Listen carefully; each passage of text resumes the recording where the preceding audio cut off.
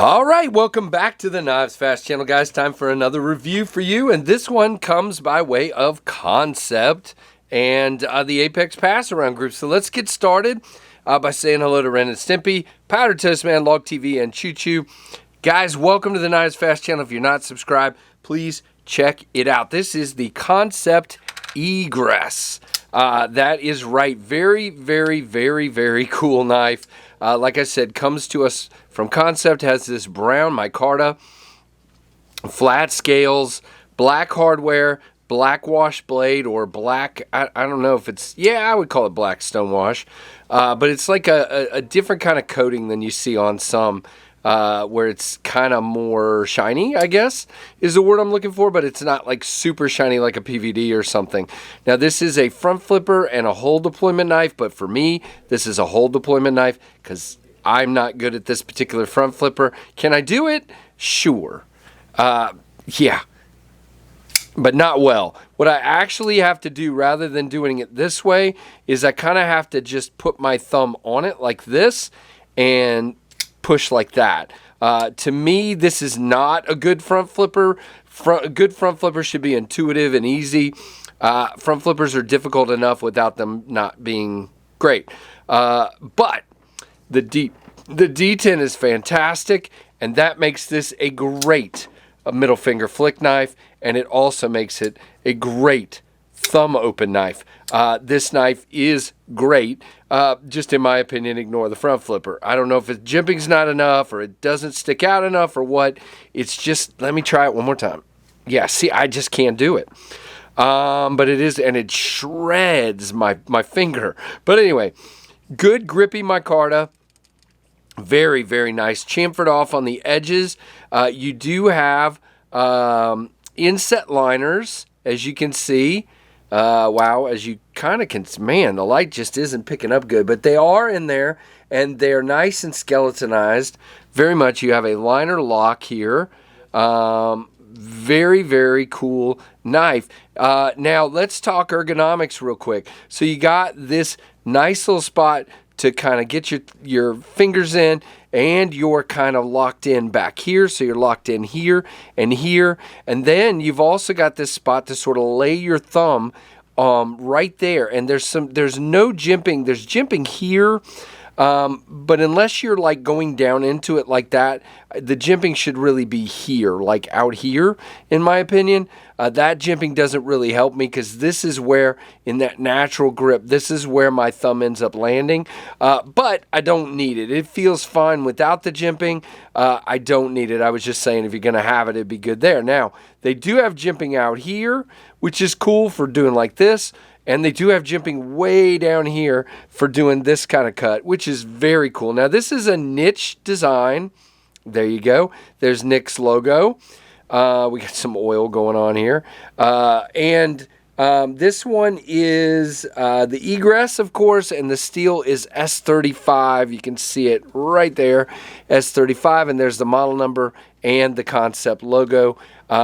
Really awesome looking knife. Now, it does carry a little taller in the pocket, but I don't really have a problem with that for me because you got a nice smooth side over here, and I carry big stuff, big knives in my pocket all the time, so it doesn't really bother me. Now, the D10, like I said, is very good. You can get it any place you want in that hole. Now, it is a little bigger, so your finger does tend to kind of go into it, but it doesn't hurt anything. You can just flick this one super easily. You can see, I didn't really talk about it, but you can see it drops and then shakes down fairly easily.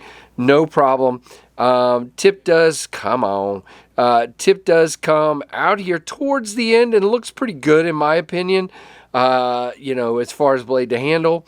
But that D10 is very nice, very nice. All right, lockup. Here, let's do it this way. Lockup is a little early, as you can see right there. I think we're like at 10%. But I've done this. Whoop, oh no. I have not had that. Wow, okay. I have not had that happen until just now. I have not really done this, though, and that's not good. I have carried, okay, in fairness, I have carried and used and cut with this knife, and the lock has not failed. So I need to make that very, very clear. So I gave it a good, wow. Okay, let's give it the hardest open I can give it. All right, let's just see. Still about 10 to 15%. All right, now, nope. Gosh, okay.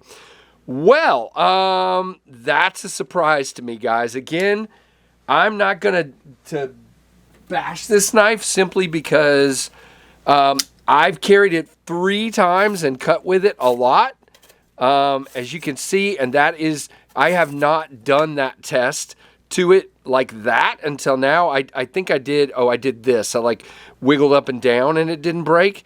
But you can see how easy that is. Holy moly. Wow. Okay, well, I'm definitely going to report that to the pass around group because that's not good at all. But again, it does, you can get down in there with the tip very easily. It is a great cutter. This is a fantastic utility blade shape. As you can see, really, really good. Nice, sharp. Nice thin grind, very, very nicely done. But we have a problem, Houston. I don't know what else to tell you. So really interesting. Now, I have not adjusted the pivot because this is a pass-around knife. I cannot imagine that would help because, as you can see, that lockup is very early. And again, though, I just want to emphasize I've carried this numerous times and that it has not failed naturally in the use of the knife. So that is concerning, but not like, it's not dangerous. It's not, in my opinion, not a big problem, but that is definitely an issue that needs to be dealt with. So let's do our comparisons and our specs and talk about price. Now, this one is available at Blade HQ. I will have a link down below. And it is $114. And there are several different varieties. And I would hope that that's not a systemic problem with the lock, that it's probably just a one-off issue with this particular knife. But I don't know that. So it is quite a bit bigger than the Rat 2. It's about the same size as the Rat 1. And a fantastic looking and feeling knife in the hand, as I've said. Now let's talk specs really quick. Spec wise, we are at 8.25 inches, 3.8 on the blade length, so a nice larger size knife, which is fantastic for me.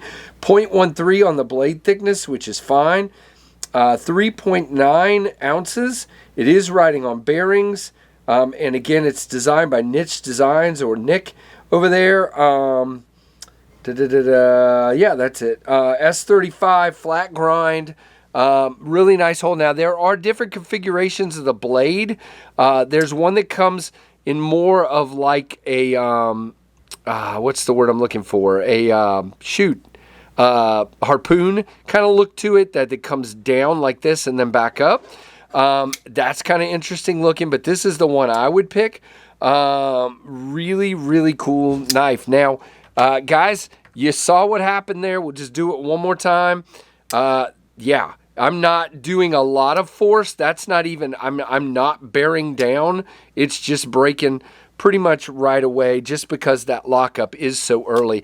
And you know what? It's funny. I noticed the lockup was early when I was using it earlier in the week, but I never worried about it. So until I just did that test, it wasn't really a problem. But you should definitely know about that. So, guys, let me know what you think. Again, if you have an egress, let me know down below. Have you seen this problem? Does yours lock up early, or is it just an issue with this one knife? Let me know. Give me a thumbs up. And again, I appreciate Kansept for sending this one out. And thanks for watching the Knives Fast channel.